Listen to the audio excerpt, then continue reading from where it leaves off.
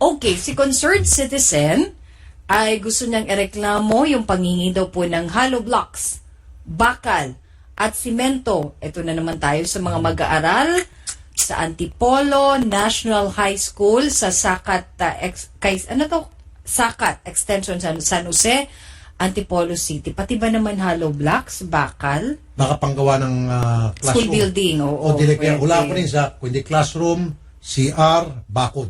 Doon na sa tatlo. Alin? Concerned citizen, magandang hapon. Magandang hapon po, Idol. Yes, sir. So, sir, para saan daw po yung hollow blocks at bakal at semento? Pang paggawa ng ano po yun? Sir, unang-una po, gagamitin daw po nila sa school para daw po pampaganda sa school.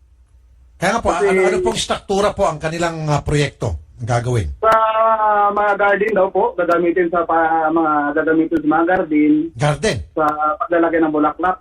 Ano pong, teka muna, garden, gagawa ka ng garden paglagyan ng bulaklak at kailangan mo ng semento at bakal. Ang layo ata. Opo, kasi yun daw ang gagawin sa Brigada Eskwela. Tapos unang-una po, sir, matagal na po talaga, nangingi sila ng mawak, walis tambo, mga walis tingting, tapos mga electric pan po, sa bawat estudyante. Agalain po, hindi naman po nabili yun. Pero hindi po ako nagreklamo doon dahil para lang po pinasabi ng una. Pero ngayon po, nangingi pa rin sila ng balo kapsilinto, medyo mabigat po yun. Opo, sige, sandali naman po, sir. Sir Arnel Buena, OIC, Head Teacher, Antipolo National High School. Sir Arnel, magandang hapon.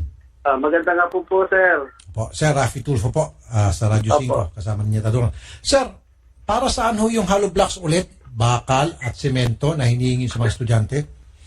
Bali po, sir, yun po yung na-identify po namin doon sa may creek po. Kasi meron po kaming building na nasa creek po. Okay. Sa likuran po yun ng building po namin. Yung So, bagong pampapagawa po ng building, hindi po sa... Hindi po. Kasi Bali pagkakaintindi po po yung ng isang po. magulang, yan daw po ay gagawin parang lalagyan ng mga bulaklak. Hindi po, sir. Hindi po. So, meron po kaming ginagawa po din. Sa creek po, yung landslide po kami, prone po kami sa landslide. Okay. Ano na po, nalagyan na po namin kasi meron pong nagbigay po sa amin isang construction firm po. Opo. Na yun po, binigyan po kami ng hollow blocks po, 300 pieces po. Okay, maganda. Buhangin po, nagbigay po sila. Opo. So, yun naman pala sir, may nagbigay na bakit kinakailangan pa pati mga magulang na mga mag-aaral, hihingan niya pa rin po. Sir.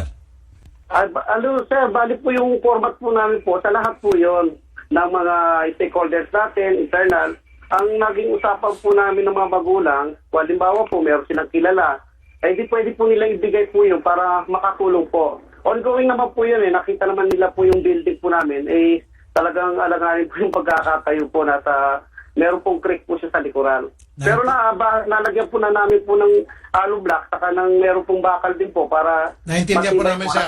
Parang bagdan-bagdan po Yes, yun. sir. Naintindihan ko po yan, sir. Madaling maintindihan. Okay, yung mga sinasabi niyo, sir. Pero, hindi ho dapat, anong problema dyan, yung mga mag-aaral o yung mga magulang ng mga mag-aaral. Kayo na ho mismo nagsabi, meron po nag-donate. So, keep up the good work. Meaning, maghanap po kayo ng mga kumpanya, friendly company na willing na magtumulong po sa pag-construct ng mga building sa eskwelahan. Huwag po yung mga magulang. Okay lang po yung ginawa nyo, yung lumapit po kayo sa mga construction company, construction firm. Okay, sir?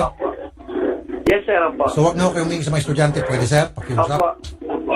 Stop na, sir. Okay, sir? Okay na po namin. Nagbigay na po. At yun na po na ipagawa na po namin. Opo. At hindi na po, sinabi ko sa Brigada Eskwela Coordinator na hindi na natin need yung hollow block kasi sobra-sobra na yung hollow block. Go. 100 na po yung hollow block po Go. namin. So, ibig sabihin, sir, hindi na kailangan magbigay ng hollow blocks, Hindi bakal na at po, semento. hindi na po. Tapos na po yun kasi Good. hindi na po talaga sila makakapagbigay po nung kaya naging Sige, sandali naman, sir. Excuse me, sir Arnel. Concerned citizen, wala na raw po. Dahil meron na raw po. Kompleto na sila. Okay? Pero sir, kasi yung estudyante ko ng karang araw, humingi na sa akin, ayaw na nga pumasok kasi nga, nahihiya, sinisingil lang siya ni teacher. Naku. Ayan, Sir Arnel. Teacher po, Wala na po, wala na talaga. Pakisabihan po yung mga estudyante niya na wala na. Okay? Wala na po yun, sir. Okay, sige po. Salamat po, po, Sir Arnel. Magandang hapon po. Opo. Okay. Thank you rin po. Concerned citizen, sabihin niyo po sa anak niyo, nakausap lang po namin si Mr. Buena, yung pinaka-OIC ng mga guro, na wala na raw, tapos na yung proyekto. Okay? sige sir, salamat po at natigil po yung pambaganda sa mga magulang. Sige po. Salamat po, Congressman Citizen, sa inyong pag-text. Magandang hapon po, sir. Thank you. Ito yung panawagan natin palagi naman, Nancy, sa mga eskwelahan. Naiintindihan po namin yung inyong sitwasyon na lalo na yung sa mga remote areas, hindi ko yung napapansin ng DepEd, hindi kayo napapadala ng budget, at kung kayo po yung napapadala, hindi pa sapat. Dumiskarte naman ho kayo. Yung tamang diskarte, wag na muna sa mga magulang, ng mga estudyante. Oo. O wag sa mga estudyante na pilitin nyo na mangulek, yung manghingi ng pera, magsulisit, wag ho. Kayo hong dumiskarte. Ang ibig ko sabihin, lumapit kayo sa LGU. Kung sa LGU, lumapit kayo sa mga kumpanya, sa komunidad. Oo, marami Or naman. help, padala nyo ng sulat. Or, ito'y ginagawa ng ibang mga eskwelahan na magaling sa diskarte, ginagamit yung kanilang utak. Yung mga dating estudyante ninyo, yung mga alumni. Alumni nyo. Di ba? Kasi let's face it, marami talaga sa mga remote areas na napapabayaan na. Yung hindi na Yung mga maabot alumni nyo, talaga. tingnan nyo na, okay, ito, alumni ito, dito to nag-graduate ng elementary o nakapag-aral to dito, may sinabi na sa buhay. Padala natin ang sulat. Magko-cooperate yun. Oo. Tulad sa akin, ilang beses ako pinadala sa probinsya ng mga elementary, kung saan ako nakapag-elementary. Meron pa nga, nakapag-high school ako sa Davao. Papadala ako. Oo. Diba? Kasi alam nilang magbibigay ka talaga at I'm sure naman especially yung, maraming yung gusto sulat nila na tumulong. ina-appreciate namin, hindi namin alam na ikaw pala, ganito na, maganda na yung trabaho mo, dahil ikaw ay product namin. May konting pabubola, di habang nababasok yung sulat, medyo naiyak ako sa tuwa. Okay, ina-appreciate pala ako. O, padala ko, magkano man kailangan. Padala ka. Tsaka bilang alma mater mo rin, andun yung, oo nga, total, wala pala silang, may Diba? mga kulang. Oo. Once upon a time, estudyante pala ako niya. Sige, gusto kong makatulong. Magpapadala ako. Yan ang diskarte. May kakayahan ako at gusto ko. Hindi yung pipilitin niyo po yung mga estudyante ninyo na mahihirap po sila yan. Mga mahihirap po mga estudyante dyan. Yung mga magulang niyan ay mahihirap. Kaya nga pinapasok dyan dahil hindi nila kaya magpadala ng estudyante nila sa mga private school. At karamihan dyan, sa mga estudyante ninyo dyan, mga estudyante, kayo mga nasa public school sa elementary ha, tricycle driver, vendor, di ba?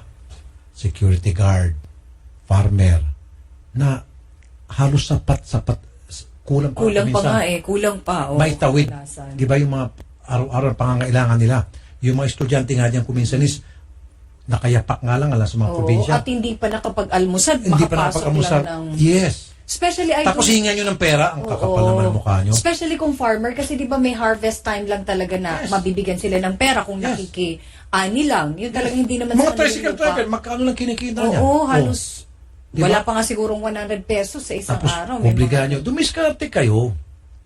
Dumiskarte. Huwag nyo ipapasa sa mga magulang. Oh, Sa matuloy kong kwento, dinagpadala ako doon sa eskwelahan na kung saan nag-elementary ako, sa may bandang lugar sa Oriental, Davao. Oh, yung malaking semento doon, nakalagay, donated by Rafi Tulfo. yun naman pala. Oh, Kasi ina-acknowledge naman talaga na ito yung nagbigay O ng... susulatan ka ulit, o ito, may gagawin kayong project, pwede ba? Sagutin mo yan. Siyempre, tinatansya rin ng school kung kakayanin mo ba. Oo. I-assign sa'yo. Kung gusto mo, sagutin mo. Kung ayaw mo, magpadala ka ng Kahit lahat. portion lang Yan ang sinasabi kong diskarte. Oo. Di ba? Ibig sabihin, yung school na pinag-aralan ko nung elementary ako, may utak. yung Nag-iisip, principal doon, hindi pinapasa sa may mga- utak. Di ba? Ito mga nireklamo sa atin, walang utak yung mga principal. Sorry po sorry, mawalang galang. Yun naman talaga yun. Dahil kung meron kayong utak, sana hindi kayo nireklamo. Okay? Be sure to come back. Use 5 everywhere. Copyright 2016.